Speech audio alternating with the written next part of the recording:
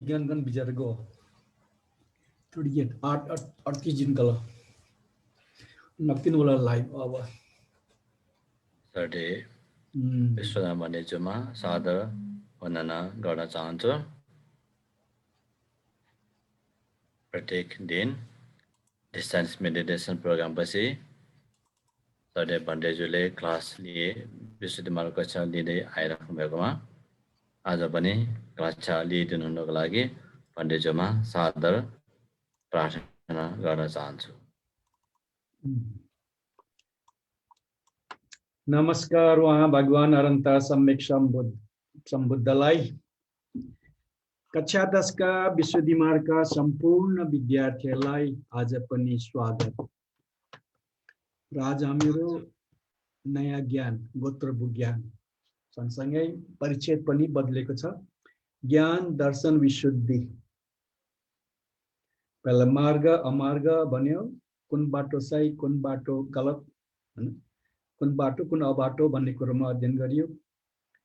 त्यसबाट प्रतिपदा भनेर बाटो एक स्पष्ट बाटोको अध्ययन गरे। अब ज्ञान दर्शन विशुद्धि पूरा यथार्थ ज्ञान मार्गफल ज्ञान छ त्यो ज्ञानको बारेमा अध्ययन गर्ने भनेर शीर्षक राखेको छ। ज्ञान दर्शन विशुद्धि निर्देश।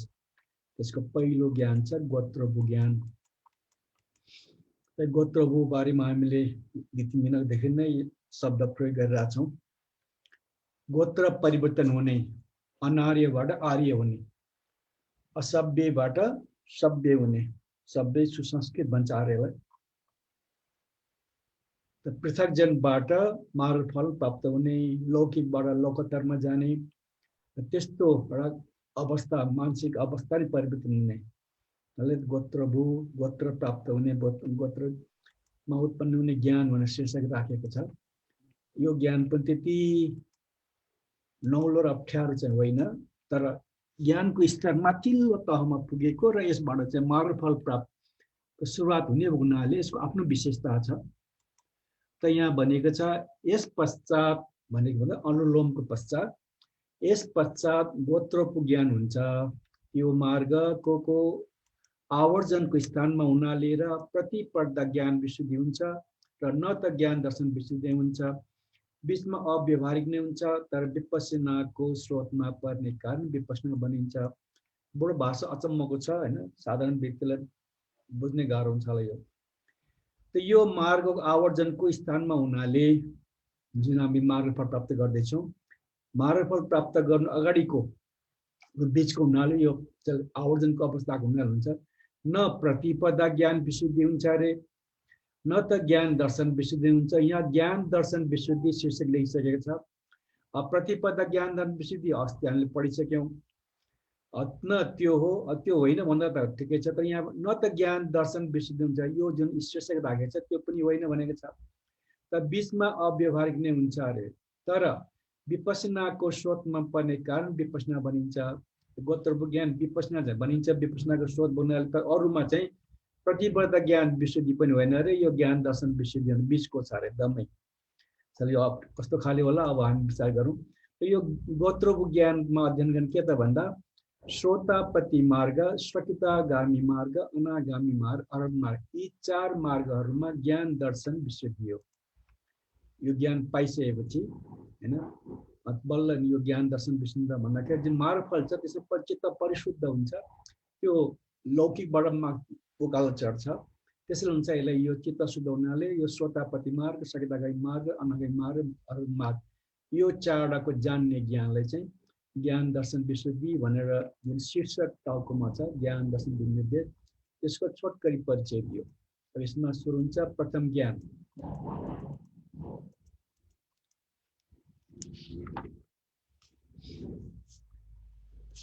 अब गोत्रभू ज्ञान अब यहाँ भनौँ यस प्रकार उत्पन्न भएको अनुलोम ज्ञानको त्यस के हो, टाइपिङ कति मिस्टेक हुन्छ।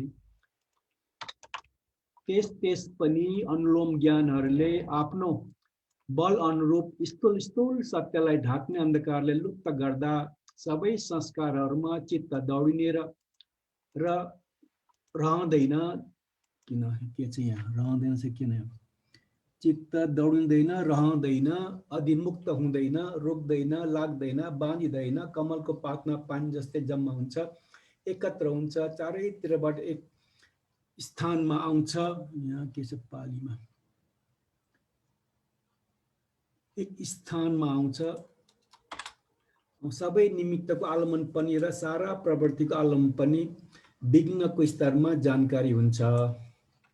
यो चाहिँ अब भूमिका बाँधेर भन्यो। यो जुन भाषा छ त्यति ठुलो र नयाँ होइन। हामी बात यो शङ्कारोपेक्षा ज्ञान पनि भनिसक्यो। किन शून्यताको भाव भइसकेपछि कर्ता भावमा सारा मुनि ठाउँबाट बस्छ। उपेक्षा भाव हुनाले दायाँमा कतै जाँदैन, कतै प्रतिक्रियातिर लाग्दैन, जस्तो छ बाहिर देखिरहन्छ, केही मतलब छैन भन्ने अर्थमा कमलको पात आदि शब्द प्रयोग गरेको।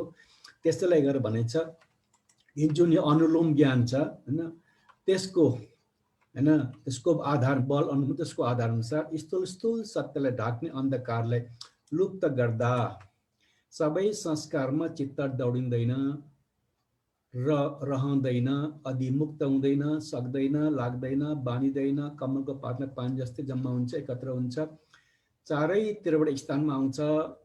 यति कुरो चाहिँ भाषा धेरै लामो भए पनि एक ठाउँमा एकाग्र हुन्छ भनेर हामी जुन संस्कारोपेक्ष ज्ञान भनेछौँ त्यही यहाँ फेरि दोहोऱ्याएको छ।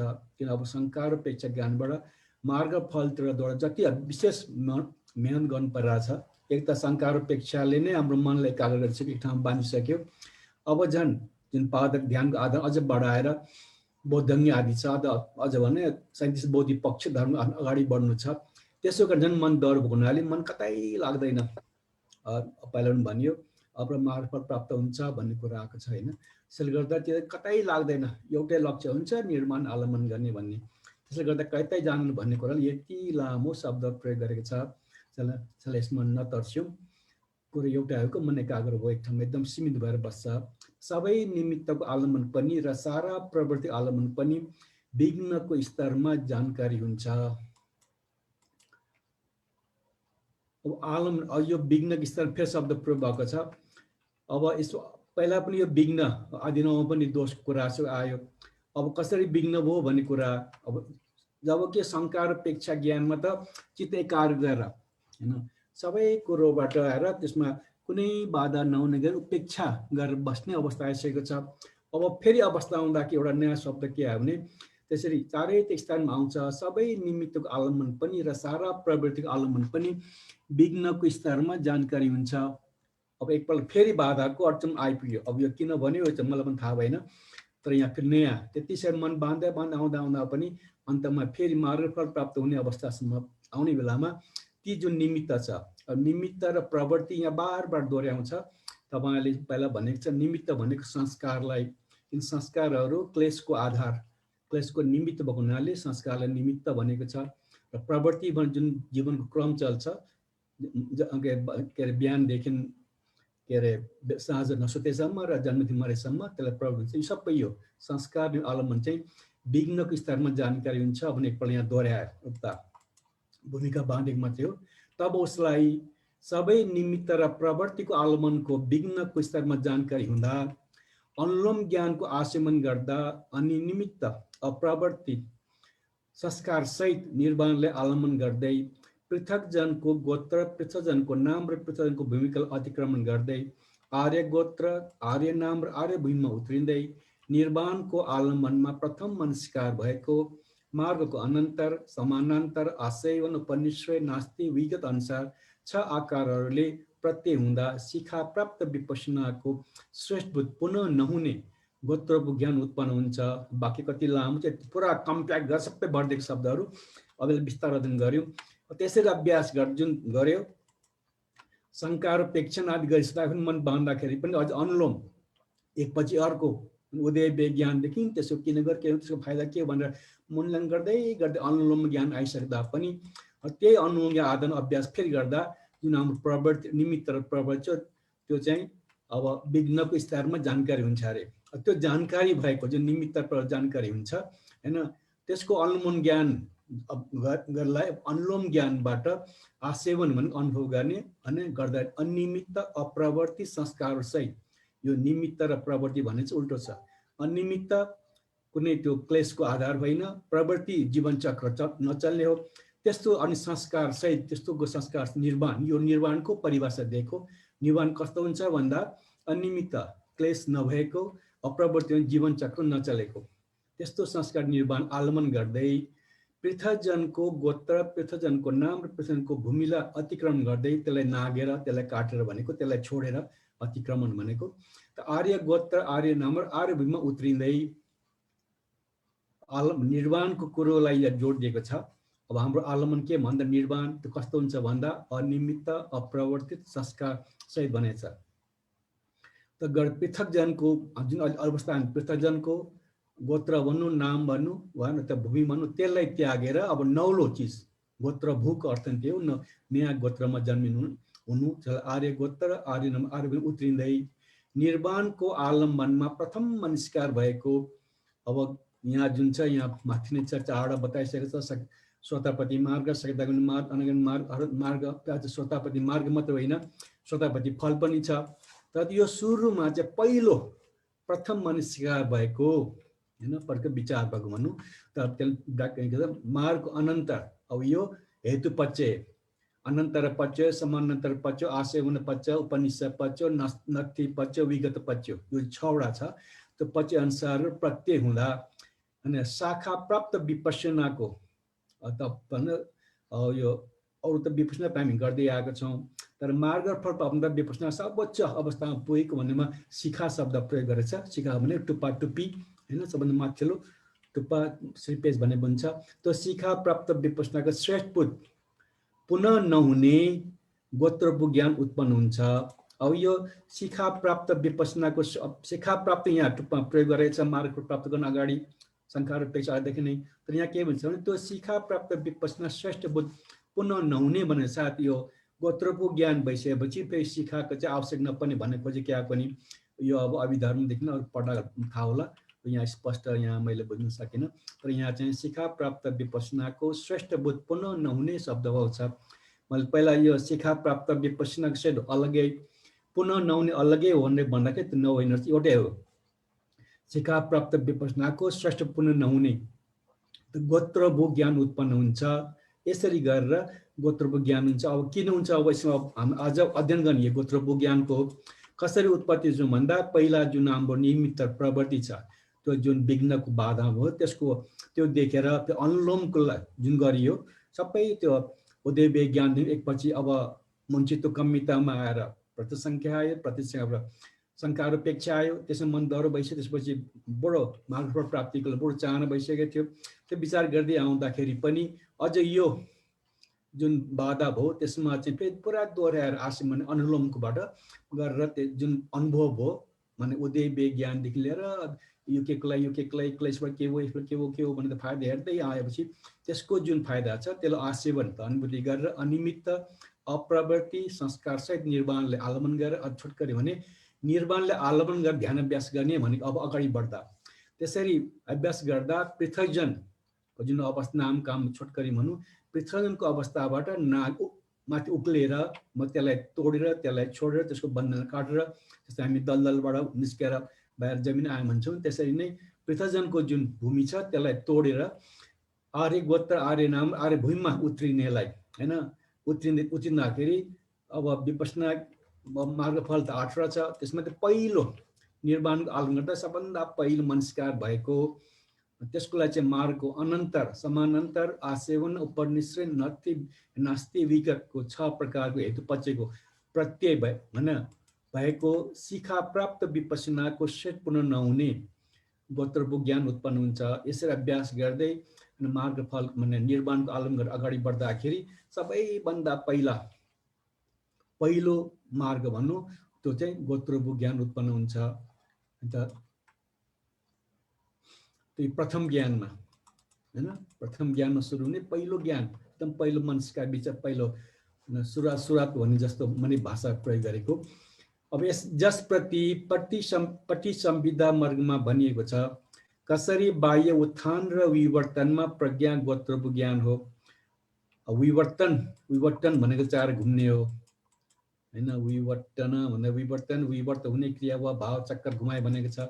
तर यो विवर्तनले भन्दा कुन चाहिँ ज्ञानले भन्नु खोजेको यो चाहिँ मलाई स्पष्ट भएन, किन यहाँ प्राविधिक शब्द कहाँ कताबाट घुमाएर प्रयोग गर्छ थाहा हुँदैन। जस्तै अभिनिवेश भन्दा होइन शरीर उतापट्टि लाग्ने झुकाउने भन्यो, त अर्को फेरि त्यही अभिनिवेशलाई चाहिँ आत्मनिवेश भनेर फेरि आत्मदृष्टि कुरा आयो। कहाँ कहाँ फरक हुन्छ। प्रणिधिको अर्थ मन्त्रिता हो, फेरि त्यसले तृष्णातिर मन्त्री हुनाले तृष्णा भनियो, र तृष्णा प्रणिधि भन्नु ठाउँमा प्रणिधि मात्रै बन्यो, त्यसले प्रणिधिलाई फेरि तृष्णा बन्यो। यसरी शब्दहरू समय त्यो जुन विषय वस्तुको अनुसार त्यही शब्दको अर्को अर्थ लाग्छ। त्यसले गर्दा यो विवर्तनमा त अशोधन सोझोगोन चाहिँ घुमाइफिरायो घुमेन। त यहाँ उत्थान र विवर्तनमा प्रज्ञा भन्ने शब्द आएको छ। यो कुन सन्दर्भमा यो विवर्तन आयो यो मलाई थाहा भएन। तर त्यो जसरी बाह्य उत्थान र यो प्रज्ञा गोत्रको ज्ञान हो किन हो भन्ने कुरो पट्टी संविदा मङ्गमा प्रश्नको जवाब दिएर स्पष्ट गर्ने खोजेको अनुसार यहाँ पहिला प्रश्न गरेको छ। उत्पादको अभिभव गर्दछ। अभिभव भनेको हानि जित्ने हो होइन। उत्पाद अभिभव गर्छ, उत्पादको जित्छ। यसैले गोत्रभो। प्रवृत्ति उपायासको अभिभव गर्दछ, यसो गोत्रभो होइन। उपायास आदि पनि छ, अभिभव गर्दछ सबैको। त बाह्य संस्कारको निमित्तको अभिभव गर्दछ, यसैले गोत्रभो हो। किन गोत्र भने यो जुन कमजोरी छ त्यसलाई जित्ने हुनाले। अभिभावती भनेको जित्नु होइन। तर अभिभावी मात्रै भन्दा शब्द चाहिँ अर्कै हुँदो रहेछ। यहाँ मैले शब्द लेखेर थिएँ। अभिभाव भन्दा चाहिँ डिफिट, ह्युमिलिएसन, हार, अपमान, चितचिराट भनेको छ। खास अभिभावती चाहिँ हराउने, जित्ने। जुन यो कमजोरी छ त्यसलाई जित्दछ भन्ने कुरा हामीले बुझ्नु पर्यो। र त्यसले उपायास अभिभव गर्दछ, यसैले गोत्रभु हो। बाह्य संस्कारको निमित्तको अभिभव गर्छ, यसैले गोत्रभु हो। उत्पादमा प्रवेश अनुत्पादमा प्रवेश गर्दछ, यसैले गोत्रभु हो।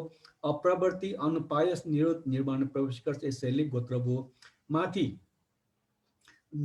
अकुशलको हिसाबले चाहिँ उत्पाद जुन हुन्छ त्यसलाई लिएको छ होइन, त्यसलाई जित्छ, त्यसैले गोत्रभु हो। त यहाँ चाहिँ अनुत्पादमा जुन उत्पन्न नहुने छ त्यसमा प्रवेश गर्दछ, त्यसैले गोत्रभु भनेको छ। त्यो निर्माण भनेको त फेरि असंस्कृत बनेको छ होइन। फेरि त्यो जन्म मरण नाउन उत्पादन नहुने, त्यो बिना कारण भन्ने हुन्छ। संस्कृत भनेको संस्कृत भन्ने कारणले हुने, असंस्कृत भनेको बिना कारणले अथवा निर्माणको कारण हुँदैन। सबैको कारण हुन्छ, निर्माण कारण हुँदैन, संस्कृत बनिन्छ। त्यसैले अनुपादमा भनेको छ गोत्रभो। अप्रवृत्ति भनेको जीवन चक्र चल्दैन, अनुपायस हो होइन। त्यसैले निरोध निर्माणमा प्रवेश गर्दछ, यसैले गोत्रभो हो। त दुईटा एउटाबाट सुल्टाबाट जुन हानिकारक अवस्था छ त्यसलाई जित्ने असारले र जुन राम्रो छ कुशल छ त्यसैले चाहिँ प्रवेश गर्ने भन्छ। दुई प्रकारले चाहिँ गोत्रभु हो भनेर गोत्रभु शब्दको यहाँ कतै व्याख्यान गर्यो। त्यहाँ एक आवर्जनद्वारा एक विधिमा प्रवर्तित हुँदै पनि अनुलोम र गोत्रभुको नाना आलमनमा प्रवर्तित भएको आकारहरूलाई प्रकट गर्ने उपमा हो। यहाँ विधि कुरा आयो। विधि कुरा आउँदा हामीलाई भित्र हिजोको कुरा सम्झिनु पर्यो होइन। हिजो अनुलोममा विधि भन्दा पहिलो विधि परिकम्म पहिलो जवन 7वटा जवन छ त विधि गर्न चलाउने। त त्यो पहिलो जवन अब विधिमा 7वटा चित्त हुन्छ, त्यसमध्ये 7वटा जवन हुन्छ। पहिलो जवन परिकर्म, दोस्रो जवन उपचार र तेस्रो जवन अनुलोम भनेको छ। जस्तै मैले तपाईँले एउटा यो समथामा जुन समाधिको परीक्षणमा छ योसम्म छ नि, यसमा यो छु अनुलोम छ जुन चाहिँ अन्तिम हुन्छ त्यो सानो गएर महान गोत्रमा हुनाले गोत्रभु भनिन्छ भनेको छ यहाँ। त हिजो त्यो आएन, किन हिजो अनुलोमको मात्रै विषय हुनाले गोत्रभु शब्द आएन।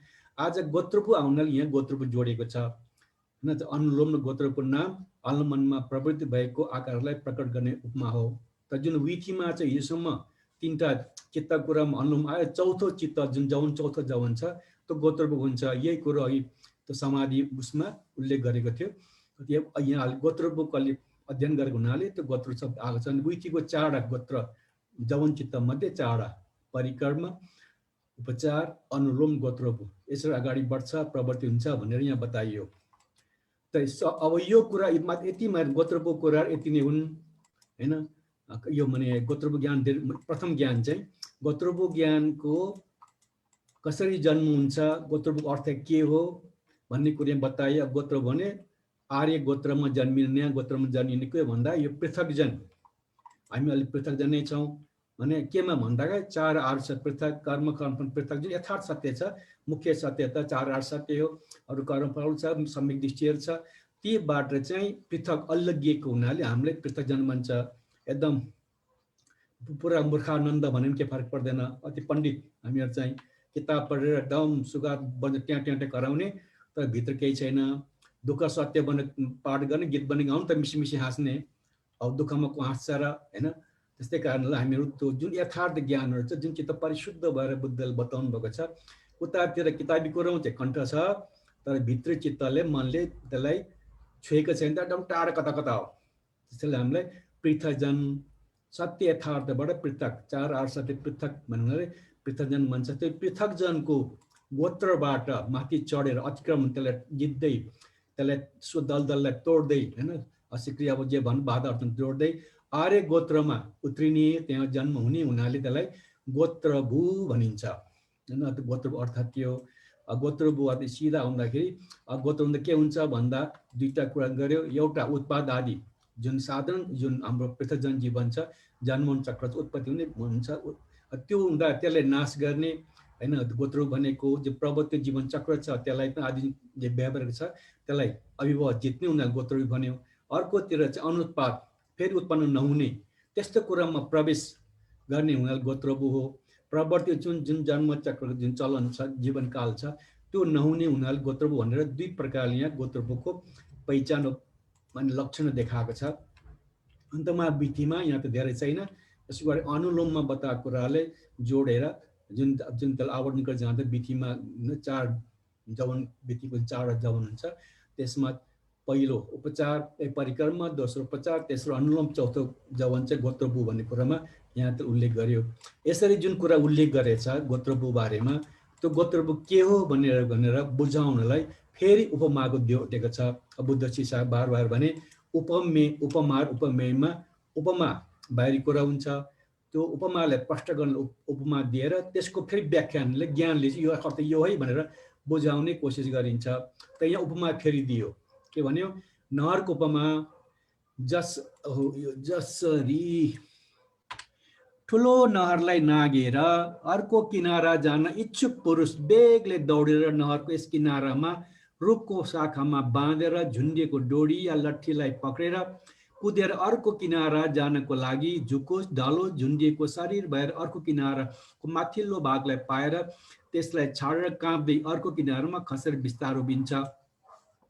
अब सानो नल भने खुट्टा उफ्रिएर जान सकिन्छ गरेर, तर धेरै ठुलो नहर त उफ्रिनु पर्यो हैन, खुट्टा मात्रै फड्काएर हुन्न। अब त्यहाँ के छ, त्यहाँ छेउमा रुख छ, उफ्रिनु पर्यो। आजकलको भाषा पनि भने के यो पोल भोल्ट जम्प भन्छ नि, बाँसलाई पक्रेर फुत्त उफ्रिने, त्यसरी त्यहाँ त्यो बाँस भएन, त पुरानो भाषा हो। त्यहाँ रुख एउटा छ, रुखको हाँगामा डोरी बाँध्यो, त्यो रुख बाँधेर एकदम दौडेर गएर रुख पक्रेर फुत्त उता गएर त्यो जोडले चाहिँ हैन गएर अर्को गएर बिस्तार त्यहाँ टक्यो। अब सुरुमा गर्दाखेरि त्यो लड्ने डर हुन्छ हैन, त्यो बिस्तार गर्दै झुन्डे सबै किनारा गएर माथिल्लो भागलाई पाएर त्यसलाई छाडेर काँप्दै हैन, त्यो तलब अब नहरमा झर्लाको डर पनि भयो, त्यो काँप्दै किनारामा खसेर उभिएर बस्यो। यसरी उसले त्यो नहर पार गर्न चाहने व्यक्तिले त्यहाँ छेउको रुखमा जुन डोरी छ त्यसलाई बाँधे त्यसको सहिले उफ्रेर पारी किनारामा पुग्यो। त्यो पुग्ने बेलामा यहाँ काँप्दै शब्द छ, काँप्दै उभियो, तर पुग्नु चाहिँ सुरक्षितमै पुग्यो। त्यसरी एउटा उदाहरण दियो। अब यो उपमा मात्रै भयो। त गोत्रभू ज्ञान विषयमा के भन्नु खोजेको त भन्दा यहाँ बतायो। उपमा के भन्दा यसरी नै यो योगी पनि भव योनि गति स्थिति निवास अर्को किनारा हुने निर्वाणमा प्रतिष्ठित हुन अहिले हामी यो भव योनि गति स्थितिमा छौँ हैन। अब निर्वाण भनेको यो भव गति स्थिति जति पनि जन्म चक्र छ, जीवन भए सम्बन्धित कुरा छ, त्योभन्दा पारी जन्म मरणबाट छुटकारा हुनाले सबै कुराबाट पारी भयो किनार। अहिले यो वारीमा हामी छौँ, भव गति योनि सबै जतिको यता वारीमा छौँ। निर्वाण भनेको उता पारी, यस्तो केही पनि छैन, त्यसबाट मुक्त भएको छ भने देखाउनु खोजेको। त्यो निर्वाणमा प्रतिष्ठित हुन चाहँदै हैन, उदय व्ययको अनुप्रश्न आदिको वेगद्वारा दौडेर, अब कुन त दौड भनेको जस्तो शक्ति कहाँबाट आयो भन्दा उदय व्ययको जुन ज्ञान है त्यसको आधार, उदय व्यय अनुसार आदि भनेको उदय व्ययदेखि ल्याएर शङ्कार अपेक्षा ज्ञानसम्म आयो। वेगद्वारा दौडेर आत्मभाव रूपी वृक्षको शाखामा जुन दौरो एकदम नचल्ने गरिरहेको छ त्यो हाम्रो शरीर हैन जन्मजन्म आएको शरीरलाई बताएको यो शरीरको वृक्षको शाखामा बाँधेर झुन्डेको रूपमा डोरिया वेदना आदिको कुनै एक लक्ष्यलाई जुन वेदना पञ्चस्कन्ध छ पुरा पञ्चस्कन्ध मध्ये कुनै एउटा हो त्यो रुखको हाँगा जस्तै हाम्रो शरीर आत्मभाव शरीर त्यसको वेदना त्यसको एउटा हाँगा हो 5 वटा हाँगा भन्नु पर्यो त्यस कुनै लक्ष्यले त्यसको सार लिएर अनित्य हो दुःख हो अनात्मा हो यस प्रकारले अनुलोमको आवर्जनद्वारा अघिमाथि उदय वेगको अनुपस्न आदिको वेगद्वारा भनेको प्रतिपदा ज्ञान चाहिँ उदय वेगदेखि लिएर संकार पेक्षासम्म जुन शक्ति एकदम दौडेर गएर अहिले आफ्नो जुन पञ्चस्कन्धको भाव एकदम नचलेको पहिला जन्मदेखि एकदम दृढ भइरहेको छ त्यसको जुन शाखाको रूपमा कुनै एउटा स्कन्ध मध्ये वेदना आदि भन्ने कुनै लिएर त्यसको सार पक्रेर अनित्य हो दुःख अनात्मा भनेर अनुलोमको आवर्जन गरेर उफ्रिनु भनेको मतलब त्यसको आवर्जन पक्रेर त्यसलाई नछाड्दै प्रथम अनुलोम चित्तले कुदेर यहाँ चाहिँ अनुलोम उतामले एउटा मात्रै गरौँ यहाँ 3टा अनुलोम चित्तको कुरा उठाएको छ तर प्रथम अनुलोम चित्तले कुदेर द्वितीयले अर्को किनारा जानको लागि झुकेको ढलेको झुन्डिएको सर जस्तै निर्वाणतिर झुकेको ढलेको झुन्डिएको मन भएर तृतीयले अर्को किनाराको माथिको भागलाई पाउने झैं यस समय पाउन योग्य निर्वाणको नजिक भएर त्यस चित्तको निरोधले त्यस संस्कारको आलम्बनलाई छाडेर गोत्रभू चित्तले संस्कार रहित अर्को किनारा भएको निर्वाणमा झर्दछ। अब यहाँ आवर्जन अनुलोमको आवर्जन गरेर अनुलोममा 3टा चित्त बताएको छ यहाँ कुद्ने माथि उप गर्ने फेरि टेक्ने ठाउँमा हैन पारी पुग्ने ठाउँ भनेर 3टा चित्तको यहाँ त्यो हाँगा बताएको छ। यो अनुलोमले चाहिँ त्यसरी अभ्यास गरेर निर्वाणको छेउमा पुगेर त्यहाँ उभिन्छ त्यहाँ झर्छ। कसरी झर्छ भन्दा तर एक आलम्बनमा आसेवनलाई प्राप्त नहुनाले प्रकम्पित हुँदै त्यस पुरुष जस्तै त्यस समय सुप्रतिष्ठ हुँदैन प्रत्युत त्यसपछि मार्ग ज्ञानले प्रतिष्ठ हुन्छ।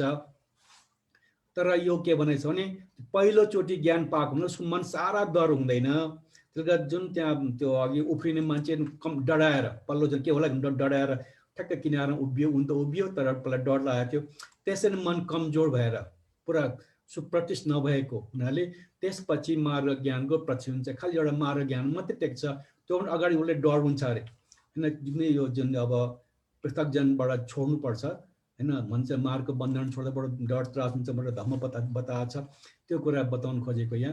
त्यसले जुन कुद्नु त पारी पुग्यो तर जुन अनुलोमको बलले उता 3टा चित्त बताएको छ 3टा चित्त गरेर उफ्रेर पल्लो ठाउँमा गयो तर मन डरो नभएको कारणले गर्दाखेरि सुरु मार्गफल पुरा प्राप्त भएको छैन तर मार्गफल प्राप्ति कोसिसमा छ पुरा दल गरेर डरले मन कमजोर भएको हुनाले भए तापनि पारी गएर मार्ग ज्ञानमा प्रतिष्ठित भयो अथवा निर्माणको पहिलो खुड्किलोमा त्यहाँ टेक्न पुग्यो अथवा जुन हाम्रो यतापट्टि पृथकजन छौँ त्यो पृथकजनको गोत्रबाट किनारबाट पारी पुग्यो हैन त्यसलाई चाहिँ किनार पुग्यो भन्दाखेरि पहिलो ज्ञान मात्रै प्राप्त भयो भन्ने अर्थमा यो गोत्रभू ज्ञान भयो भनेर यहाँ बताएको छ। त्यसले पहिलो ज्ञान भनेको छ शीर्षकमा नै यसरी यो उदाहरण दिएर कसरी चाहिँ पृथकजन भएर लोकोत्तरमा आर्य गोत्रमा पुग्छ र यो हाम्रो ज्ञानले हैन यो उदय वेग ज्ञानदेखि लिएर अनुलोम ज्ञान कसरी सहयोग गर्छ भन्ने कुरो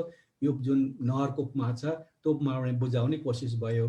त यहाँ अनुलोमको सत्यलाई ढाक्ने क्लेश अन्धकारले नाश गर्न सक्दछ तर निर्वाणलाई आलम्बन गर्न सक्दैन।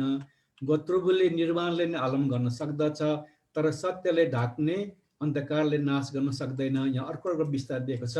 अब हामी यहाँ कन्फ्युजन भ्रम पर्ने विषय आएको छ के भनेछ भने अनुलोमले सत्यलाई ढाक्ने क्लेश अन्धकार नाश गर्न सक्छ तर निर्वाणलाई आलम्बन गर्न सक्दैन हैन। त गोत्रभूले निर्वाणलाई आलम्बन गर्न सक्छ तर सत्यको ढाक्ने अन्धकारलाई नाश गर्न सक्दैन भन्दा त हामीलाई चाहिँ यो भ्रमको विषय हो तर उदाहरण दिएको छ। त्यसले अझ हामीलाई मलाई चाहिँ भ्रममा चाहिँ स्पष्ट मलाई भएको छैन यहाँ पढ्नु होला। तर नक्षत्रको उपमा अरे एक चक्षुमान पुरुष भने आँखा देख्ने मान्छे भनेको नक्षत्र योगलाई जान्ने छु भनी सोचेर राति निस्केर चन्द्रमाले हेर्नको लागि माथि हेर्यो बादलले ढाकेको हुनाले उसलाई चन्द्रमा देखा परेन। तब एक हावा आएर घना बादललाई उडाएर लग्यो। फेरि अर्को हावाले मध्यम र अन्य हावाले सूक्ष्मलाई लग्यो। तत्पश्चात त्यो पुरुष बादल रहित आकाशलाई चन्द्रमाले हेरेर नक्षत्र योग थाहा पायो। नक्षत्र अब आजको भाषामा अनेक छ, अनेक विज्ञान छ, यो दिन त्यो, यो दिन त्यो भन्न सकिन्थ्यो, पहिला त्यो थिएन। तर नक्षत्रहरू हेरेर सबै यो दिन भनेर पत्ता लगाउँथ्यो होइन। अब हेर्नु गयो तर बादल लागेछ, तर पछि हावा लाग्यो। फेरि यहाँ जुन 3 अनुलोम चित्त भनेको छ त्यसलाई बुझाउनलाई यहाँ 3टा हावा, पहिलो दोस्रो त्यो पहिला हावा बादल हटायो, दोस्रो अर्को हटायो, त्यसभन्दा पुरै छ्याङ्ग भइसकेपछि अनि पुरा चन्द्रमा देखियो र देखेर उसले चाहिँ आफ्नो नक्षत्र सबै थाहा पायो भनेर यो उदाहरण दिएको हो। यो उदाहरण दिएकोमा चाहिँ यहाँ 3 बादल जस्तै सत्यलाई ढाक्ने स्थूल मध्यम र सूक्ष्म अन्धकार हो। ती हावा समान 3 अनुलोम चित्त हुन्। चक्षुमान पुरुष जस्तै गोत्रको ज्ञान हो। चन्द्रमा जस्तै निर्वाण हो। एउटा एउटा हावामा क्रमशः बादललाई उडाउने चाहिँ ढाक्ने अन्धकारलाई नाश गर्नु हो। बादल रहित आकाशमा त्यस पुरुषको विशुद्ध चन्द्रलाई देख्ने चाहिँ सत्यलाई ढाक्ने अन्धकारको नाश हुँदा गोत्रको ज्ञानको विशुद्ध निर्माण देख्नु हो। अब त चन्द्रमा देख्नु नै गोत्रको ज्ञान हो। त्यसैले यहाँ जुन हावा के त भन्दा जुन पहिला जुन बादल बन्यो हैन ढाकेछ नि त्यो चाहिँ अन्धकार हो। त्यो हावालाई अनुलोम चित्त हो। अनुलोम जुन 3टा चित्त माथि बताएको छ, यहाँ 3टा हावा भनेको छ र त्यो हावाले गर्दा बादल हटाएर चन्द्रमा देखियो। अत चक्षुमान पुरुष जस्तै गोत्रको ज्ञान हो।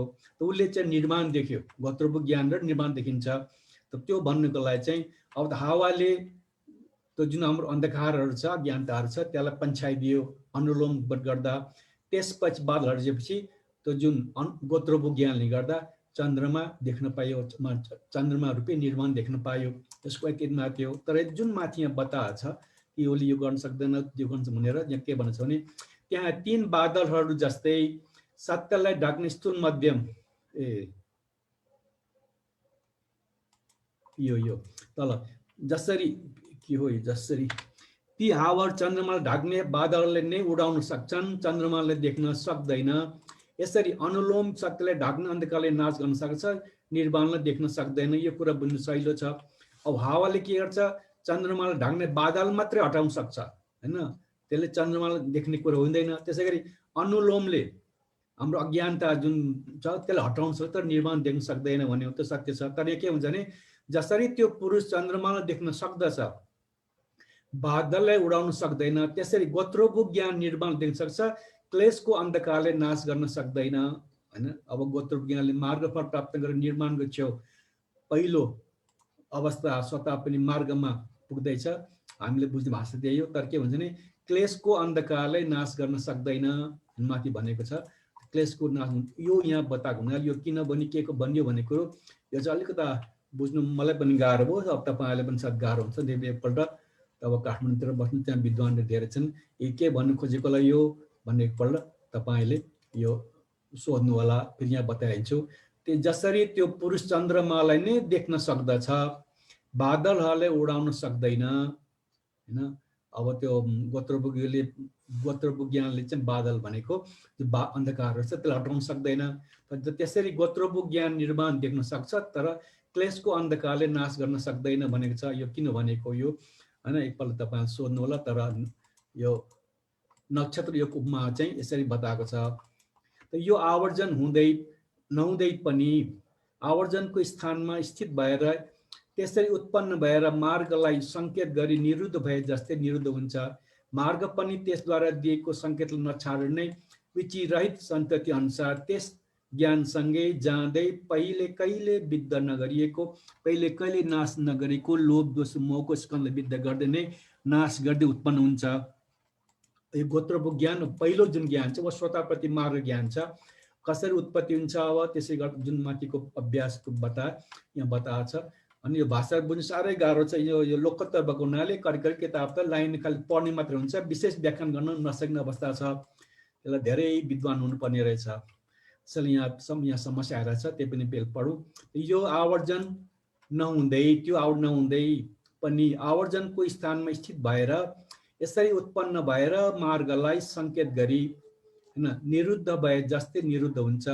मार्ग पनि त्यसद्वारा दिएको सङ्केतलाई नछाडेर नै विचिरहित सन्तति अनुसार त्यस ज्ञानसँगै जाँदै पहिले कहिले विद्ध नगरेको, पहिले कहिले नाश नगरेको लोभ द्वेष र मोहका स्कन्धलाई विद्ध गर्दै नै नाश गर्दै नै उत्पन्न हुन्छ। अब यो श्रोतापति जुन मार्ग प्राप्त भयो, निर्वाणको पहिलो अवस्था छ, त्यो कसरी प्राप्त हुन्छ भन्दा त्यो जुन गोत्रोपज्ञान अनुलोमको जुन आवर्जन गर्दै अभ्यास गरियो, त्यो अभ्यास गरेर जुन यहाँ सङ्केत गरेको जुनको बाधा समस्या बताएको छ त्यसलाई गरेर बताएको छ।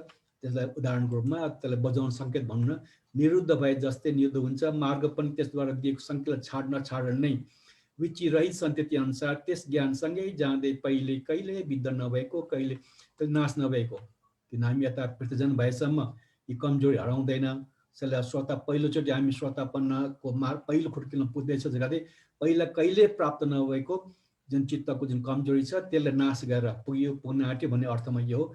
पहिले कहिले विद्ध नछेडेको भने त्यसलाई टुक्रा प्रवेश नगरेको भन्ने अर्थमा हो। विद्ध नगरेको, पहिले कहिले नाश नगरिएको लोभ द्वेष र मोहको स्कन्धलाई विद्ध गर्दै नै नाश गर्दै नै उत्पन्न हुन्छ। अर्थात् श्रोतापति मार्ग जुन गोत्र पहिलो प्रथम ज्ञान भनेछ त्यो प्रथम ज्ञान यहाँ उत्पन्न हुन्छ, यसरी बताएको छ।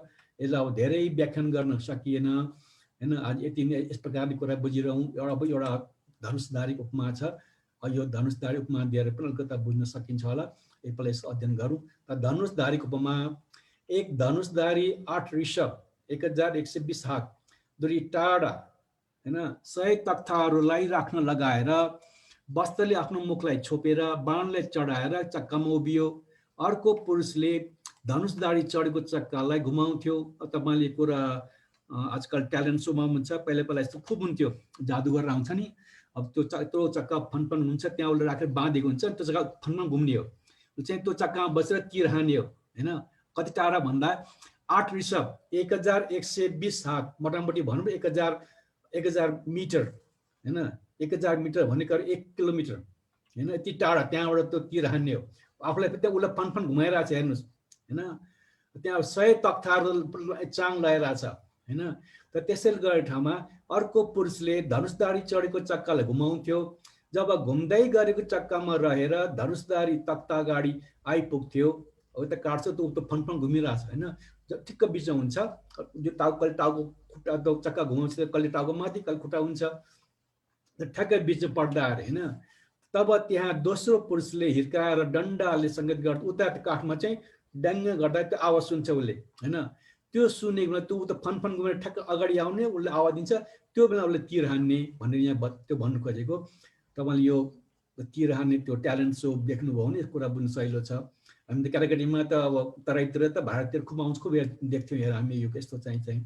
धनुषधारी पनि डन्डाको सङ्केत अनुसार नै बाण चलाएर 100 तख्ताहरूले छेड्थ्यो। यो चाहिँ उदाहरण भयो। यो प्रथम ज्ञानमा के अर्थ छ भनेर उपमा यसो दिएको छ। त्यहाँ डन्डाको सङ्केत जस्तै गोत्रोपो ज्ञान हो भने गोत्रोपो ज्ञानबाट हैन अब निर्माण प्राप्त गर्ने भनेको आधार भनेको सङ्केत हो। धनुषधारी जस्तै मार्ग ज्ञान हो।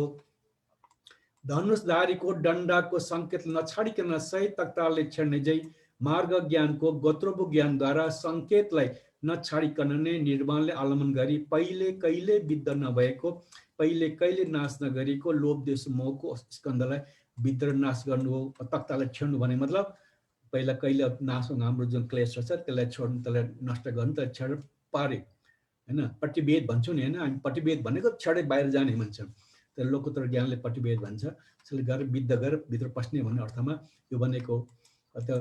अब यहाँ गोत्रोपो ज्ञान चाहिँ त्यो जुन मान्छे डन्डा आउँछ त्यसमा उसले हान्ने, तिसारमा हान्ने, त्यो गोत्रोपो ज्ञानको सङ्केत चाहिँ। धनुषधारीको भन्दा मार्ग ज्ञान हैन। त धनुषधारीको डन्डाको सङ्केतलाई नछाडिकन हैन, को सङ्केतलाई नछाडिकन 100 तख्ताले छाड्ने जै जुन धनुषधारी तीर हान्ने त 100वटा त्यसलाई छेडेर लान्छ। त्यो के भन्दा त गोत्रोपो ज्ञानद्वारा सङ्केत गरेकोलाई त्यो जुन हाम्रो मार्ग प्राप्त त्यो मार्ग ज्ञानले चाहिँ हम कहिले नष्ट नभएको जुन क्लेशहरू छ त्यसलाई छेडेर प्रतिवेद गरेर लान्छ भनेर त्यो तथ्यको उदाहरण यहाँ दियो। यो मार्ग लोभ स्कन्द आदिले नै विद्ध गर्दैन, प्रत्युत अनादि संसार चक्र दुःख समुद्रलाई सुखाइदिन्छ। सबै अपायद्वारहरूलाई बन्द गरिदिन्छ। श्रद्धाशील हिरी अतप बसु त्याग प्रज्ञा हिसाब आर्यधनले देखाउँछ। मिथ्या दृष्टि, मिथ्या संकल्प, मिथ्या वचन, मिथ्या कर्मान्त, मिथ्या आजीविका, मिथ्या व्यायाम, मिथ्या स्मृति, मिथ्या यी 8 अष्टाङ्गिक मिथ्या मार्गलाई छोड्छ। सबै वैर भयहरूलाई शान्त गरिदिन्छ। सम्यक सम्बुद्धको औरस पुत्र बनाउँछ र अरू पनि अनेक सय आनिसङ्घको प्राप्तिको लागि हुन्छ। यसरी अनेक आनिसलाई दिने यस मार्गयुक्त ज्ञान श्रोतापति मार्ग ज्ञान हो र पुद्गल श्रोतापति नामक पहिलो पुद्गल हुन्छ। यसरी जुन पहिलो जुन मार्ग ज्ञान प्राप्त हुन्छ उसले प्राप्त गरे कसरी गर्छ भने यो हैन धनुषधारीको उपमा दो त्यसरी क्लेशलाई नष्ट गरेर अगाडि जान्छ भनेको छ। त्यसैले के हुन्छ त भन्दा त्यो यसरी लोभ स्कन्द आदिले नै विद्ध गर्दैन हैन, त्यो क्लेश छोडेर मार्ग प्राप्त गर्ने होइन। अनि त्यसले प्रत्युत अनादि संस्कार चक्रको दुःख समुदायलाई सुखाइदिन्छ, नष्ट गरेको छैन। दुःख समुदायलाई चाहिँ सुखाइदिने मात्र, त्यसको जड काटिदिन्छ भन्ने मतलब यो। सबै अपायद्वारले बन्द गरिदिन्छ। अथवा श्रोतापन्न भएको व्यक्ति अपाय गतिमा झर्दैन। अब खालि यो सुगति मात्र जन्म मरण हुन्छ भनेर तपाईँले त्यो कुरा बताउनु खोजेको।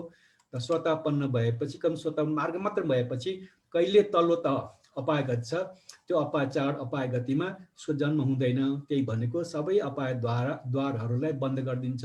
त्यसको जुन सप्त आर्य धन भन्छ त्यो प्राप्त हुन्छ। त्यो श्रद्धाशील हिरी अतप वस्तु त्याग प्रज्ञा यो सप्त आर्य धनले प्राप्त हुन्छ। त्यो मिथ्या दृष्टि, मिथ्या संकल्प, मिथ्या वचन, मिथ्या कर्मान्त, मिथ्या आजीविका, मिथ्या व्यायाम, मिथ्या समाधि 8 यो अष्टाङ्गी मार्ग ठिक उल्टा जुन मिथ्या छ त्यो अष्टाङ्गी मार्ग बाटोबाट उसले मार्ग प्राप्त गर्ने हो। त्यसले गर्दाखेरि यो त्यो गर्नाले उसको जुन मिथ्या कुरा सबै मिथ्या कुरालाई उसले छोड्छ। सबै वैर भयहरूलाई शान्त गरिदिन्छ। यो वैर भयमा सूत्र पनि छ, त्यसमा कुनै पनि डर त्रास हुँदैन भन्ने खोजी मात्रै हो। त्यसले सम्यक सम्बुद्धको औरस पुत्र बनाउ। यसपछि अब भगवान बुद्धको औरस पुत्र रे, मानसिक पुत्र रे, शारीरिक पुत्र। हामी चाहिँ भन्छ शारीरिक पुत्र भन्छ आमा बाउको छोरा, यो चाहिँ मानसिक पुत्र ज्ञानबाट उत्पन्न भएको छोराको रूपमा औरस पुत्र बनाउँछ। र अरू पनि अनेक सय आनिसंस, 100 भनेको 100 भन्दा बढी भनेको नि त पहिला आनिसंसको प्राप्तिको लागि हुन्छ। धेरै फाइदा, आनिसंस भनेको कुशल फाइदा प्राप्ति हुन्छ। यसरी अनेक आनिसंस दिने यस मार्गयुक्त ज्ञान जुन यो श्रोतापति ज्ञान अझ पहिलो मात्र हेर्नुहोस् है, मार्ग श्रोतापति मार्ग मात्रै प्राप्त हुँदैछ, श्रोतापति फल प्राप्त भएको छैन। किनभने पहिलो चोटि यो लौकिक जीवनबाट लोकतरण पुगेको पृथ्वीजनलाई तोडेर हैन आर्य भएको छ। पहिलो त्यो सबभन्दा ठुलो उपलब्धि हो। जस्तै हामी केटाकेटीमा सबभन्दा ठुलो जब कहको पढ्छौँ, अब पिएचडी को अगाडि कह केही होइन, तर कहको पढ्ने सबभन्दा ठुलो कुरो त्यो केटाकेटी अवस्थामा अज्ञानी भन्नलाई पढ्नु ठुलो हुँदैन। कुनै पनि चिज सुरु गर्दा सुरु उपलब्धि हुन्छ, धेरै महत्त्वपूर्ण हुन्छ। त्यो अर्थ यहाँ बताउनु खोजेको। त्यसरी जुन यो पहिलो जुन मार्ग ज्ञान प्राप्त हुन्छ, त्यो मार्ग ज्ञान प्राप्त गर्ने व्यक्तिलाई के भनिन्छ भन्दा त्यो ज्ञानलाई श्रोतापति मार्ग ज्ञान भनिन्छ। त्यो पाउनलाई श्रोतापति पुद्गल भनिन्छ हैन। पहिलो आर्य पुद्गल हो। त्यो श्रोतापति मार्ग ज्ञान, यसलाई श्रोता ज्ञान हुन्छ। त्यो ज्ञान पाउने व्यक्तिलाई श्रोतापति पुद्गल वा पहिलो आर्य पुद्गल भनिन्छ। 8 आर्य पुद्गल मध्ये पहिलो आर्य पुद्गल भनिन्छ। अब आज तपाईलाई प्रथम ज्ञानमा विषय धेरै छैन, त प्राविधिक शब्दको धेरै छ, उपमाहरू धेरै छ हैन। त्यति मलाई त अप्ठ्यारो भ्रम पनि मलाई कति भ्रम पर्छ, तपाईलाई कति भ्रम पर्छ होला। तै पनि आजलाई धेरै लामो नगर्ने, यति समय त कति भयो, झन्डै 9:30 आँटिसकेको छ। यो प्रथम ज्ञान सम्बन्धी यहाँ श्रोतापन्नको जुन फाइदा बताएको छ यहाँसम्म पुर्याइ सकेको छ। अब आज तपाईलाई यस विषयमा केही नबुझेको छ भने अब तपाईले छलफल गर्नुहोस्। छलफल गर्दाखेरि धेरै कुराहरू स्पष्ट हुन सक्छ। अब तपाईहरु कुनै प्रश्न छ भने प्रश्न गर्नुहोस्।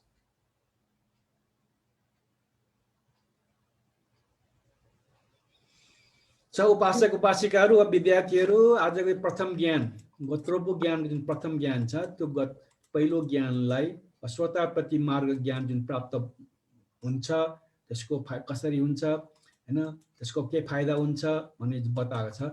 त्यसमध्ये तपाईहरुले के नबुझेको छ भने सोध्नुहोस्। यो धनुषधारीको उपमा एकचोटि भन्नुहोस् न। हजुर भन्नुहोस्। धनुषधारीको उपमा एकचोटि बुझाइदिनुहोस् न। अब धनुषधारी भनेको कुरा कहिलेकाहीँ त अनुमान के भने आँखा बन्धन गर्छ हैन, एउटा गोलो चक्का हुन्छ त्यो त्यसमा त्यसले हात त्यसो भने जिउ बाँधिन्छ, त्यो हात चलाउने कहीँ कहीँ त आँखा पट्टी बाँधिदिन्छ हैन, तर यहाँ चाहिँ पट्टी बाँध्छ भनेको छैन। त्यो उताबाट 100 वटा तख्ता राखेको छ, जब सिधा आउँछ त हामीले अब बाँगेर त हुँदैन, बाँगेर टाउकोले हात हुन्छ, जब घुमेर जब टाउको माथि तल सिधा हुन्छ त्यसले हान्ने हो। त्यो पर उसले डाङ्ग घन्टी दिन्छ हैन, अनि त्यसले तीर हान्ने जुन पर छ अब 100 वटा तख्ता छ, त्यो तख्ताले छेड्ने, त्यसले छेड्ने गर्थ्यो। त्यो कुरा बताएर त्यो डन्डाको सङ्केत बनेको धनुषधारी को भन्दा मार्गज्ञान गोत्रको ज्ञान मात्र होइन, मार्गज्ञान पाइसकेको छ, पहिलो ज्ञान पाइसकेको छ, त्यो चाहिँ धनुषधारी हो। धनुषधारीलाई के गर्छ भने गोत्रको ज्ञानले चाहिँ सङ्केत दण्ड गर्छ। तख्ता कहाँ छ भन्दा पर छ, त्यो गोत्रको ज्ञानले सङ्केत गर्ने होइन त्यो मार्ग ज्ञानलाई। अनि त्यो मार्ग ज्ञानले सङ्केत गर्न अनुसार जुन पुरानो हाम्रो क्लेश हो, तख्ता भनेको क्लेश, त्यसलाई त्यो तीरले हान्ने छेड्छ, त्यो क्लेशलाई छेडेर पुर्याउँछ। त्यसले पटिभेद ज्ञान भने परियति पटिपति पटिभेद, अनि मार्ग ज्ञान भएपछि पटिभेद ज्ञान भयो, छेडेर लग्यो भन्ने अर्थमा। त्यसरी त्यो मार्ग ज्ञानले हाम्रो पुरानो जुन संस्कार, अकुशल संस्कार, लोभ क्रोध संस्कार छ, स्कन्द जे भन्नुभयो, त्यसलाई छेडेर त्यसलाई नाश गर्छ भनेर उदाहरण दिएको हैन। यति हो यसको उदाहरण, बुझ्नुभयो? त धनुषधारी चाहिँ मार्ग ज्ञानले क्लेश छेड्छ भने गोत्रको ज्ञानले होइन। गोत्रको ज्ञानको आधार भन्ने गोत्रको सङ्केत भन्नु, उसको आधार लिएर त्यो मार्ग ज्ञानले छेडेर लाने हो।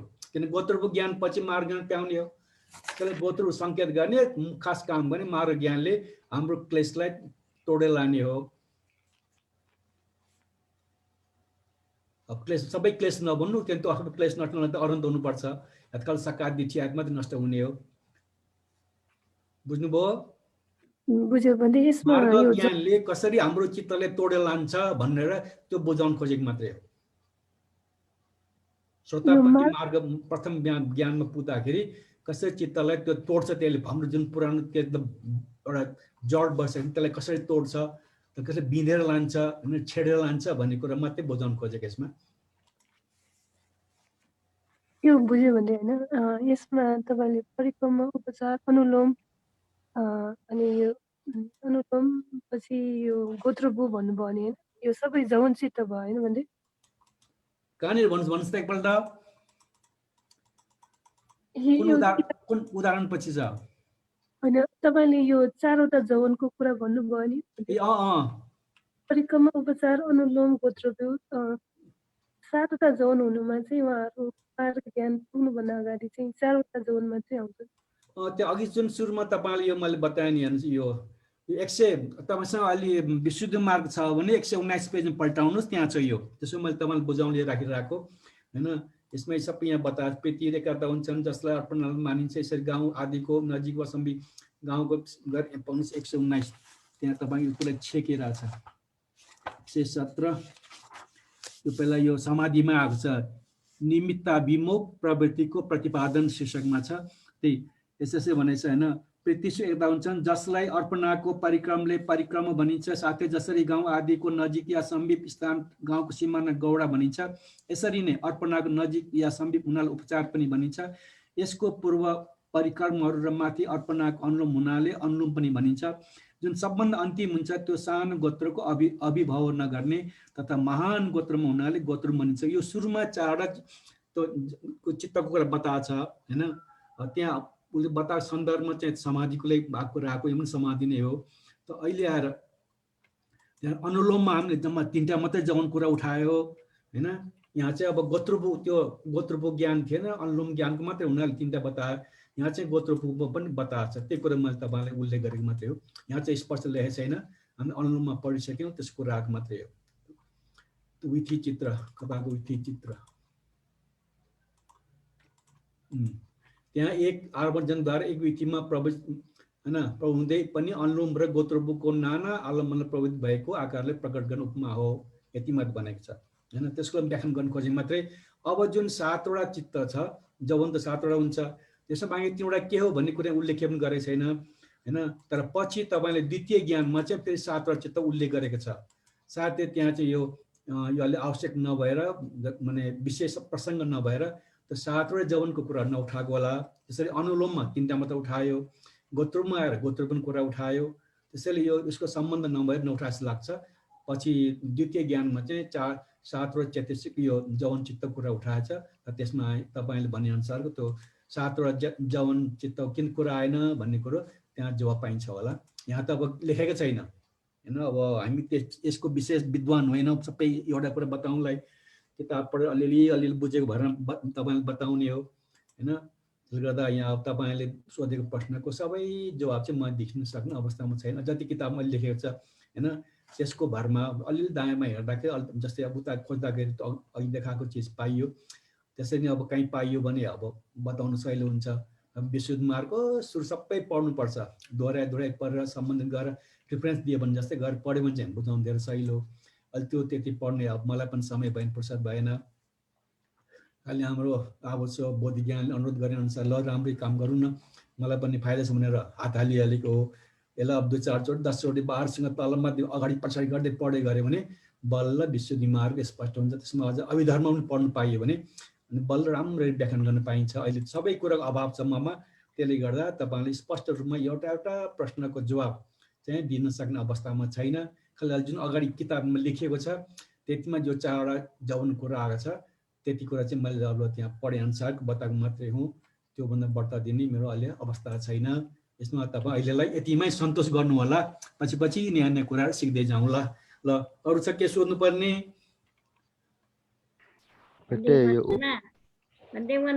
सुखी हुनुहोस्। गोत्रको ज्ञान प्राप्त गर्नको लागि कुन ध्यान गर्नुपर्छ भन्ने? हजुर के को लागि? गोत्रको ज्ञान प्राप्त गर्नको लागि कुन ध्यान गर्नुपर्छ भनेको। अनि अलि त्यत्रो पढ्दै हुन्छ फेरि बुझ्नु भएन क्या तपाईले? त्यसो भए अहिले जुनसुकै गरे पनि समाधि प्रज्ञा स्मृति समाधि प्रज्ञा ध्यान अभ्यास गर्ने प्राकृतिक रूपमा यहाँ समाधि आछ। अनि अनुलोम ज्ञानको लागि पनि प्राप्त गर्नलाई शंका अपेक्षा ज्ञानबाट समाधि र के अरे प्रज्ञाको पादक ध्यान आधारभूत ध्यान गरेर अनुलोम ज्ञान प्राप्त गर्ने, त्यसको आधारबाट गोत्रभो आउने हो। यसको कुन ध्यान होइन कि स्मृति समाधि प्रज्ञा। स्मृति त साधक भयो, साधारण सहयोगी भयो। मुख्य अब ध्यान अभ्यास चित्त एकाग्रलाई समाधि गर्ने, समता भावना, अनि जति पनि हामीले विपश्यनाको ज्ञान गर्दैछौँ गोत्रको पनि विपश्यनाको ज्ञान हो हैन। त्यहाँसम्म आउनलाई अनुलोम ज्ञानसँग जुन क्रम छ त्यो अभ्यास गर्नुपर्छ, विधि होइन। विधि त जुनसुकै विधि गर्नुहोस्, किन भगवान बुद्ध पालामा विधि चाहिँ अब बुद्धको अनुमान गर्नुभयो, कसैले आफ्नो भाइलाई अशुभावना दियो, कसले केही दियो। जुनसुकै विधि गरोस् समता भावना चित्त एकाग्र गर्ने हो, प्रज्ञाले ज्ञान जगाउने हो। उदय विज्ञान जति समसन ज्ञान बढ्दै अनुलोम ज्ञान आइसकेपछि त्यो अनुलोम ज्ञानको आधारमा गोत्रभो ज्ञान प्राप्त हुने हो। यति नै हो, विधि होइन कि ज्ञान हो। यहाँ भनेछ नि यस पश्चात गोत्रभो ज्ञान हुन्छ, अनुलोम ज्ञान पश्चात गोत्रभो ज्ञान हुने हो। चल यहाँ बार अनुलोम ज्ञानको कुरा उठाइरहेको छ हैन। तर अनुलोम पछि यदि गोत्रभो ज्ञान लिने भने त्यो अगाडि अनुलोम ज्ञानमा पुग्नै पर्छ। विधिको कुन विधि होइन कि ज्ञान त्यो पुग्नु पर्छ। जुनसुकै विधि गर्नु प्रज्ञा स्तरमा पुग्नुपर्छ। यो कुरा मैले तपाईँलाई अस्ति पनि भन्दैछु। कुन विधि तपाईँ आनापान हाम्रो नेपाल अनुसार आनापान गर्नुहुन्छ कि पेट पुलिस ध्यान नदिनुहोस्। तपाईँ कति सेकेन्ड हो स्मृति भयो, कति सेकेन्ड समाधि भयो, कति सेकेन्ड प्रज्ञा भयो, त्यो उपलब्धि मात्रै गन्ती गर्नुहोस्। 1 सेकेन्ड मात्रै ठुलो कुरो नभए छुट्यो, बाँकी सबै बेहोसीमा गयो। त्यसैले चित्तको उपलब्धिलाई ध्यान दिनुहोस्। अहिले तपाईँको प्रश्न अनुसार गोत्रभो ज्ञान लिनु छ भने अनुलोम ज्ञानमा पुग्नै पर्छ। बुझ्नुभयो? त्यो स्मृति हुनलाई त त्यो आलम्बन चाहियो नि। आलम्बन कुन विषयलाई गर्नुपर्छ भनेर? आलम्बन गोत्रभो ज्ञानलाई त अनुलोमले गर्दा निर्माणले आलम्बन गर्छ भनिसकेको छ यहाँ। किन गोत्रभो ज्ञान भनेको नाम चाहिँ गोत्रु भने पनि स्वतापति मार्गको पहिलो ज्ञान हो। गोत्रभो ज्ञान पहिलो प्रथम ज्ञान आयो नि त। त्यसले निर्माणको विषय हुनाले उसले निर्माणले आलम्बन गर्नुपर्छ। अरू कुनै विधि छैन यसको। ध्यान जुन विधि छ अनुलोम आइसकेपछि निर्माण आलम्बन गरेर गोत्रभो जाने। यहाँ बताएछ नि यहाँ तल हैन। अनिमित्त अप्रवृत्ति संस्कार सहित निर्माणले आलम्बन गर्दै भनेछ नि त। अहिले गोत्रभो ज्ञान भनेको नै निर्माण आलम्बनबाट पाइने ज्ञान हो। त्यो गोत्रभो ज्ञान गोत्र भने आर्य गोत्रमा पुग्ने, पृथ्वीजन गोत्रलाई छोडेर आर्य गोत्रमा पुग्नेले निर्माण आलम्बन गर्ने। यो गोत्र ज्ञान निर्माणको विषय हो, पहिलो सुरुवात। बुझ्नुभयो? हजुर नाम के बुद्ध लक्ष्मी होइन? हजुर बुझ्नु बाँकी भएन? हजुर बुझे।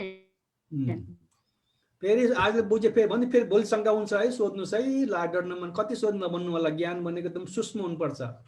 हामी त धेरै ध्यान पनि गर्दैनौँ, धेरै प्रज्ञा हुँदैन।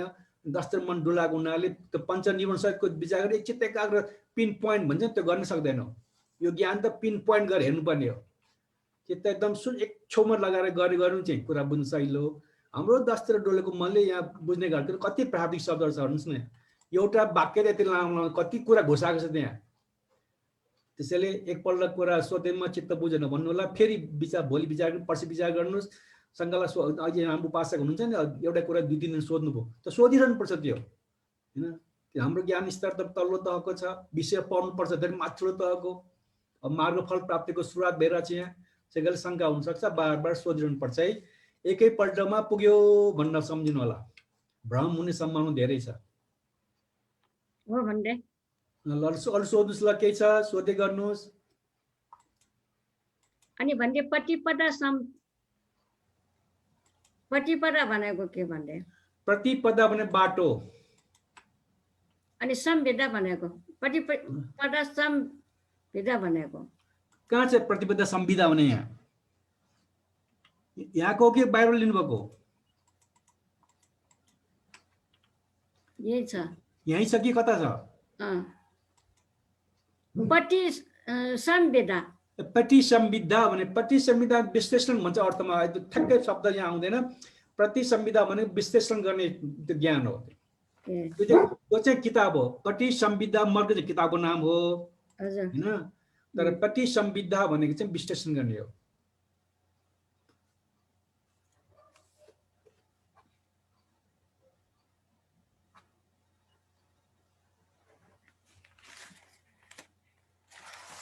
अब यसलाई तपाईँ आज सोध्नुभयो, भोलि म डिक्सनरी अलि डिक्सनरी हेर्नु मिल्छ तर टाइम लाग्छ। तपाईँ यसको शब्दको अर्थ चाहिँ म भोलि तपाईँलाई बताउँला डिक्सनरी हेरेर। बाह्य संस्कारहरूको भन्दाखेरि कसरी हुन्छ? संस्कारहरूको त संस्कार भनेको नि हाम्रो शरीरभित्र मात्र हुन्छ नि होइन भन्दै? बाह्य होइन, यो अब यहाँ बाह्य हाम्रो बाह्य भन्दा अर्काको अर्थ लाग्छ। आध्यात्मिक भित्री र बाह्य भन्छ नि, दुवै हेर्नुपर्छ भन्छ। दुवै हेरेर तुलना गरेर भन्ने। भित्र मात्रै हेरेर पुग्दैन। अस्ति पनि कुरा आइसक्यो, शङ्कर पेशनमा आइसक्यो। बाह्य अरू पनि हेर्नुपर्छ भने यहाँ चाहिँ बाह्य संस्कारमा अर्काको संस्कार भन्ने साथ होला यो। तर यहाँ बाह्य संस्कार निमित्तको अभिभव गर्दछ, त्यसलाई नाश गर्दछ भन्दछ, त्यसमा विजय प्राप्त गर्छ भनेको छ। त्यसैले गोत्र भयो। त यो बाह्य भन्ने शब्द अरू बेला आएको छ। सायद बाह्य संस्कार भने अर्काको संस्कार हुन्छ। यस विषयमा मलाई स्पष्ट, किन यो प्राविधिक शब्द र अझ माथिल्लो तहको होइन मार्गफल प्राप्त गर्ने अवस्थाको चित्तको विषय भएको हुनाले स्पष्ट मैले बुझेको छुइनँ होइन। तर मैले यहाँ बाह्य शब्द अरू ठाउँमा चाहिँ अर्काको लिएको छ। अध्यात्म भनेको आफ्नो हो होइन। त्यसरी यहाँ बाह्य भने त्यसरी नै अर्थ बुझौँ ल अहिलेलाई। अझै कुरा बुझ्दै गएपछि अरू ठाउँमा पढिन्छ, नयाँ नयाँ पढिन्छ कुरा बुझेपछि। किन जति पढ्यो जति ज्ञान त पुरानो भ्रम हट्दै जान्छ। ज्ञान प्राप्तिको तरिका त्यही हो होइन। आज जुन ज्ञान प्राप्त गर्यो भोलि गएर त्यो पनि भ्रम जस्तो लाग्छ होइन। कक्षा 1 पढ्दा विद्वान, कक्षा 2 मा झन् विद्वान। त 2बाट फर्केर हेर्नुहोस्, कक्षा 1 त पढेर जानेकै छैन हुन्छ। त्यस्तै हुन्छ।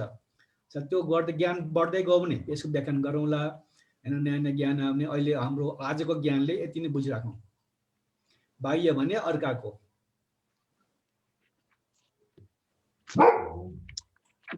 अनि अनुपायास उपायास भनेको दुःख भन्छ नि। उपायास दुःख के हो? उपायास त यहाँ डिक्सनरी हेरेर बताइहाल्नु। सानो अर्थ चाहिँ तपाईँलाई उपायास उपायास भनेको चिन्ता, दुःख, पश्चाताप।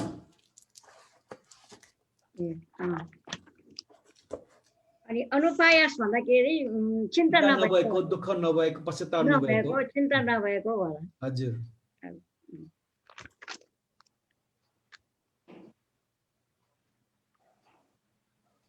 निर्माण भनेपछि चाहिँ यो त्यहाँ कुनै उत्पादन हुँदैन, कुनै उत्पन्न हुँदैन, त्यहाँ कुनै प्रवृत्ति जन्मचक्र चल्दैन, अप्रवृत्ति भन्यो, कुनै चिन्ता विषय केही हुँदैन। त निब्बानम परम सुखम भनिसकेपछि त्यो दुःख आदि कुरै हुँदैन हैन। हजुर तर त्यसको सुख र अहिले हामीले पाउने सुख चाहिँ फरक। तै पनि त्यस्ता कुरा नहोस् यो अनुपायस भन्ने शब्द प्रयोग गरेको।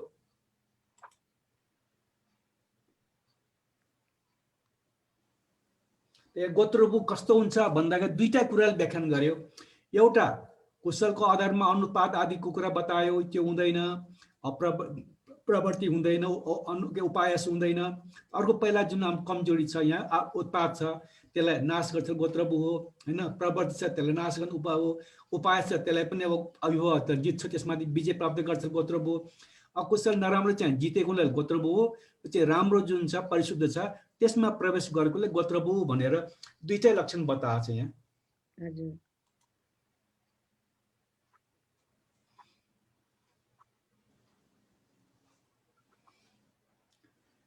9:38 छ। हजुर मध्ये के सोध्नु छ? नभए हामी फेरि बौद्ध ज्ञान के अरे बौद्ध ज्ञान शरण गच्छौँ भन्ने बेला आयो।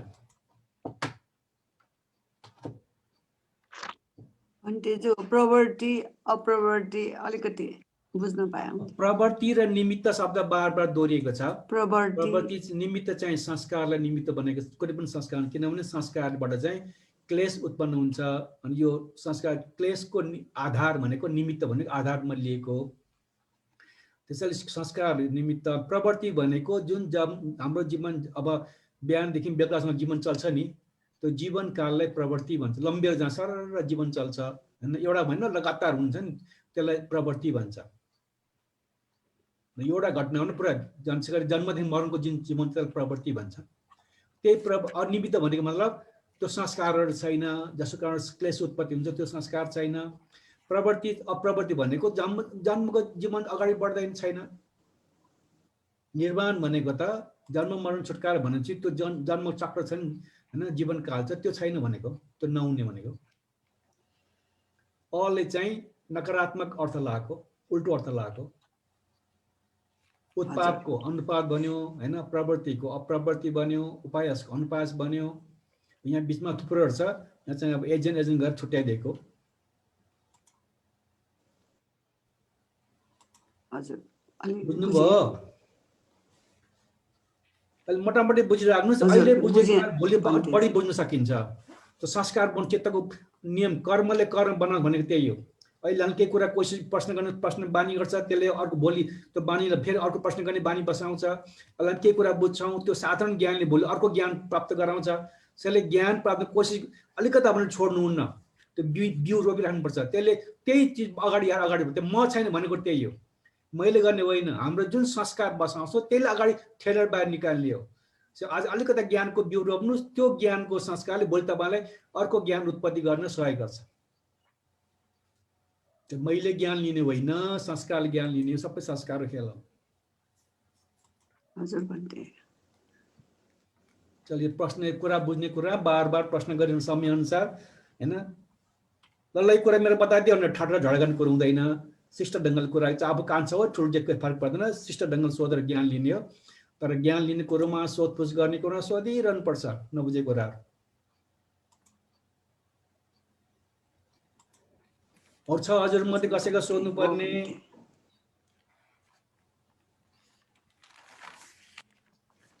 हामी अब बौद्ध ज्ञानको शरणमा जाउँ। हुन्छ अब ल बौद्ध ज्ञान ल हजुरको शरणमा आइयो अब। अर्को एउटा विगत भनेको के भन्ने, विगत अनुसार भनेको के? कहाँनिर भन्नुहोस् ल शब्द। यही छ भन्ने विगत भनेर यही छ। 6 नम्बरको लाइनमा छ। 6 नम्बर यहाँ त लाइनै म बुझ्दै थिएन। 6 नम्बर भनेको कहाँनिर पुरा त्यो व्याख्या पढ्नुहोस् त। त्यो प्याराग्राफको सुरुको व्याख्या पढ्नु त थाहा हुन्छ। ए अघि 6 त्यो यो विगत अनुसार होइन, वो नि हो के हेतु पच्चय, अनन्तर पच्चय, समानान्तर पच्चय, आसेवन पच्चय, उपनिषय पच्चय, यो नथी पच्चय, विगत पढ्नु 24 हेतु छ नि। छ त्यसमा पढेको हो भने त्यो वास्तविक शब्दार्थ के भनेको छ रहेको? त्यो हेतु पच्चय त्यो 6वटा कारण नि। त्यो त त्यो 6वटा कारण के भने यो चाहिँ अविद्याबाट कसरी अविद्या बन्छ, संस्कार बन्छ भन्ने कुरो यो 24 प्रकारले संस्कार बन्छ हेर्नुस् त्यो हेतुपश्चात के हो त्यसको यहाँ उल्लेख गरेको मार्ग अनन्तर मार्गपछि समानान्तर अविच्छिन्न अविच्छिन्न छ आकारको प्रत्यय हुँदा रे यो कारणबाट हैन यो 6 वटा कारणबाट प्रत्यय भने कारण हैन त्यसको आधारमा यो 6 वटा प्रत्यय आको त्यस भए भन्दै त्यो विगतको शब्दार्थ छुट्टै छैन विगत भनेको त के रे पहिला भइसक्यो भनेको ए पहिला भइसकेको अन्त त्यो तर विगतको तपाईले त्यो हेतु पक्ष पढ्नुस् तपाईले राम्रोसँग बुझ्नुहुन्छ विगत पक्षमा अर्थ के छ यहाँ खाली छोटकरी मात्रै दियो संकेत मात्रै दियो तर त्यो हेतु पक्ष पूरा पढ्यो भने अनन्तरको अर्थ आफै छ समानान्तर अर्थ छ आशयमा अर्थ छ उपनिषद अर्थ छ नास्ति नथिको छ त्यहाँ सब व्याख्यान गरिदिन्छ त्यहाँ त्यो पढ्नुपर्छ तपाईहरुले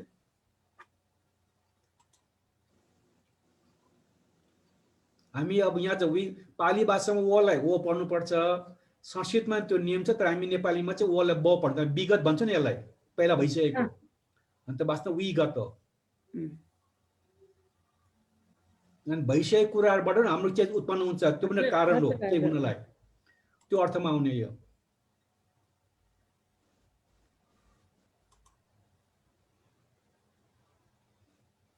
यो विशुद्धिमा छ नि 24 हेतु पक्ष पढिन्छ नि